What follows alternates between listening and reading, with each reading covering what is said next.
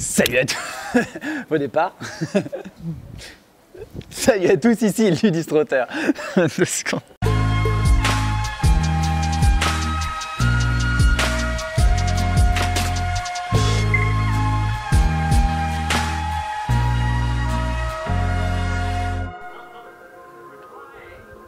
Salut à tous, ici Ludistrotter, l'aventure sur les routes de France à la recherche des mondes ludiques, fantastiques, immersifs et bien plus encore. Aujourd'hui, nous sommes à Rouen et plus particulièrement devant le QG des avant-joueurs.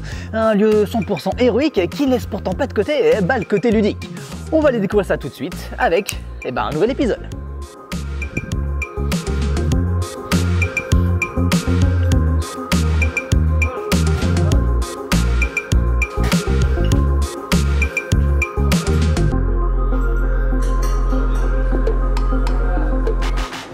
Salut. Bonjour. Où est-ce qu'on est?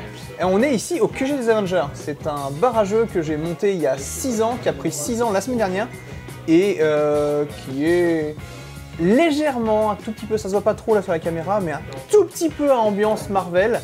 Il y a du Marvel partout, il y a des figurines, il y a tous mes noms de croque-monsieur, tous mes noms de plats ont tous des noms de super-héros, ont tous un design super-héros. Je me suis amusé un petit peu. On a parlé du bar, mais parlons de l'homme. Qui es-tu?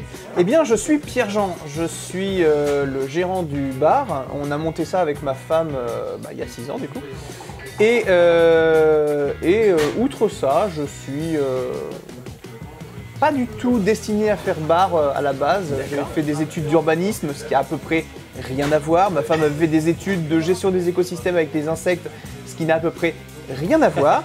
Et une fois qu'on a monté ça, elle est maintenant gérante d'un magasin de jeux de société. Donc on est en train de monter un empire sur Rouen. D'accord, ouais, en effet. Un petit empire ludique. C'est familial. Ouais, à la maison on n'a pas de télé, mais quand on s'emmerde le soir, on fait du jeu de société, on sort un plateau et on s'amuse. Alors là, c'est encore plus intéressant du fait que tu viens d'un milieu qui est complètement différent. Qu'est-ce qui t'a amené à faire un bar ludique et qui plus est sur le thème des Avengers?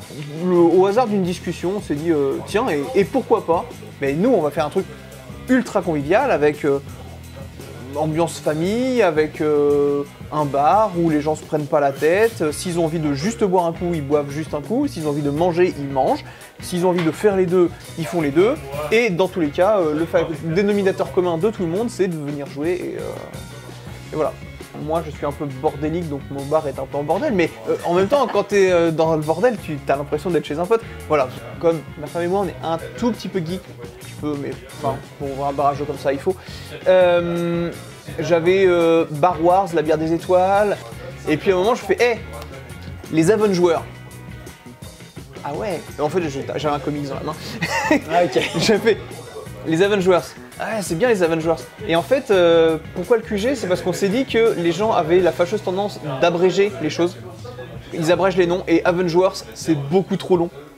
Et du coup, Avengers, tu l'abrèges comme tu veux, ça fait un truc dégueulasse. Et je me suis dit, je vais mettre le QG, parce que comme ça, le QG, c'est corporate. Quand les gens ils disent, les gars, ça vous dit, on va au QG, ils savent où ils vont, ils savent de quoi ils parlent, et ils savent que c'est ici. Il y a 2 salles aux avant-joueurs. Ouais. Et les deux sont très différentes. Il y a celle-là qui, en effet, vraiment a le côté Avengers, avec le côté très coloré et du coup avec tous les jeux. Et en bas, c'est plus intimiste et pourtant, il y a ce côté, cette énorme fresque. À la base, je l'avais peinte en jaune sable, basique, juste pour avoir une cave peinte.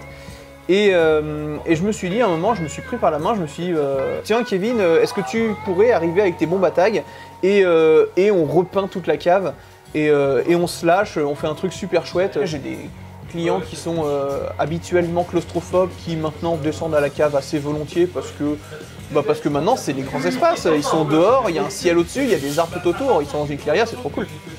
Trop bien. Et avec puis, en plus, des petits personnages ici et là. Et on a mis des petits personnages. Les petits personnages, en fait, j'avais fait une participation pour mes clients. S'ils voulaient, ils mettaient un billet qui allait dans la poche du tagueur et donc du coup on leur faisait leur personnage à eux. J'ai fait modestement parce que c'était quand même la première fois de ma vie que je tenais une bombe à tag. Okay. Mais à force de regarder mon pote et puis j'ai réussi à faire un gros lapin qui est quand même plutôt sympa, lapin de Pâques, pour me représenter moi-même. Ah donc c'est toi alors le lapin de Pâques, c'est moi. Je suis toujours en train de courir, je suis toujours trop speed, j'arrête pas de galoper. Trop bien. Peut-être que ça va t'aiguiller sur cette dernière question. Si jamais toi, tu étais un personnage du coup de Marvel Univers, lequel tu serais? Alors, dans Marvel Univers, il y a deux personnages que j'affectionne particulièrement, majoritairement dû au MCU. C'est Blade, et le personnage auquel je m'identifie le plus probablement, c'est Doctor Strange. Sans le caractère hautain, mais qui essaye en fait d'aller vraiment au bout du bout, d'étudier les choses plus loin que ce qu'il faut. Et en fait, moi ici, je suis toujours en permanence en recherche d'ergonomie, de qu'est-ce qui va être le plus facile, qu'est-ce qui va être le plus confortable, qu'est-ce qui va être le mieux pour tout le monde, et de manière à ce que ça soit à avoir une dynamique la plus ouverte aussi pour les gens. On fait du vegan, on fait du sans gluten, on fait du sans lactose, on fait de manière à ce que tout le monde puisse y retrouver. On a bossé il y a quelques années avec Accessi-Jeux, qui est une association qui a pour but de rendre le jeu accessible aux personnes qui ont des déficiences. Bah ici, on a une dizaine de jeux qui sont accessibles aux malvoyants. D'accord. Et même aux non-voyants. Génial. C'est une dynamique en fait que j'essaye d'avoir ici. Être un peu au service. Doctor Strange est un peu au service de lui-même, mais moi j'essaye d'être un peu au service des autres en fait, parce qu'on est tous potes ici. Autour d'un jeu de société, on est tous potes, et moi ça me fait très plaisir de serrer la main de tout le monde, de connaître tous mes clients par leur prénom, d'avoir beaucoup plus une communauté qu'une clientèle en fait. Ok, génial. Bah, super initiative, super réflexion et super bière aussi.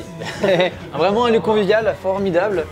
On est arrivé à Rouen, on avait beaucoup parlé de ce bar. Et ouais, franchement, j'espère. En bien, et que en bien justement. Et franchement, on comprend. C'est trop cool. Il y a une ambiance, il y a vraiment ce côté convivial qui est là. Donc, on va rester encore un petit peu, on va profiter de la soirée. Fais donc. Tu vois, puis, depuis tout à l'heure, il y a des gens qui arrivent, qui passent derrière la caméra. Coucou la caméra, mais t'as une caméra aussi à l'arrière, non? Trop cool. Eh ben écoute, merci beaucoup de ton accueil.